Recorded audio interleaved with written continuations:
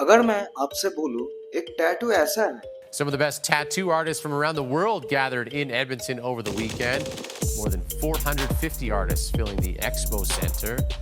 जिसे किसी आर्टिस्ट ने डिजाइन नहीं किया, ना ही किसी एआई ने, और ना ही किसी डिजाइनर ने, और ना ही किसी इंसान ने क्रिएट किया। हजारों सालों से लोग उसे अपने दिल में रखते आए हैं और आज अपनी स्किन पर। दुनिया में सबसे फेमस टैटू क्या है? ये कोई आदमी ने नहीं बनाया, ना ही कोई एआई ने, और न ही कोई डिजाइनर ने। ड्रैगन, लायन, लोटस, जो हर स्टूडियो में फेमस है, ऑलमोस्ट डेली बनता है।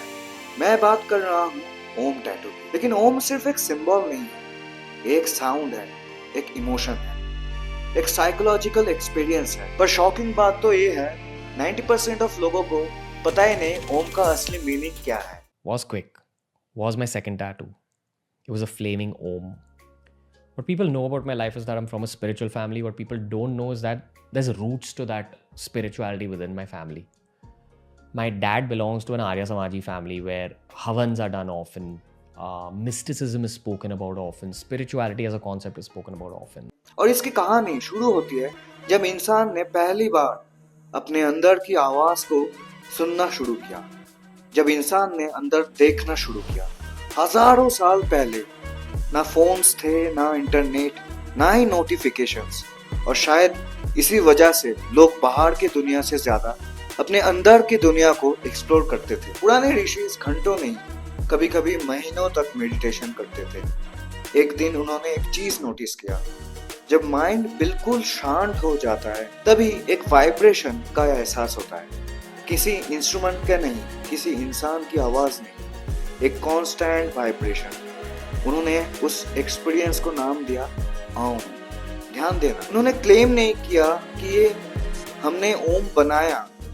उनका मानना था हमने ओम को डिस्कवर किया, बिल्कुल वैसे ही जैसे ग्रेविटी पहले से एग्जिस्ट करती थी।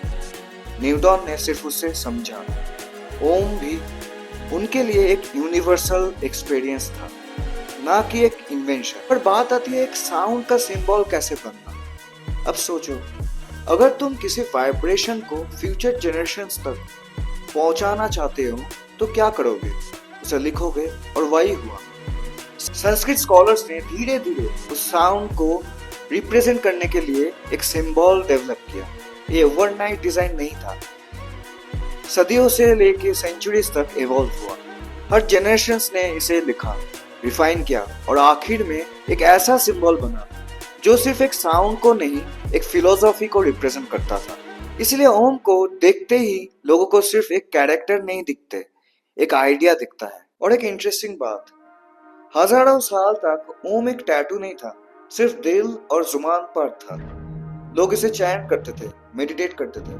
फिर आई 20th सेंचुरी, जहाँ योगा और मेडिटेशन दुनिया भर में पॉपुलर होने लगा। लोगों ने रियलाइज किया, अगर कोई सिंबल मुझे रोज रिमाइंड करने में मुझे शांति या फिर काम महसूस होता है, क्यों ना मैं उसे अपने बॉडी पर रखूं। और वहीं से ओम टैटू एक ग्लोबल फेनोमेना बन गया। आज इंडिया से लेकर यूरोप लाखों लोग ओम टैटू पहनते हैं। हर किसी का रीजन अलग होता है, लेकिन फीलिंग ऑलमोस्ट सेम।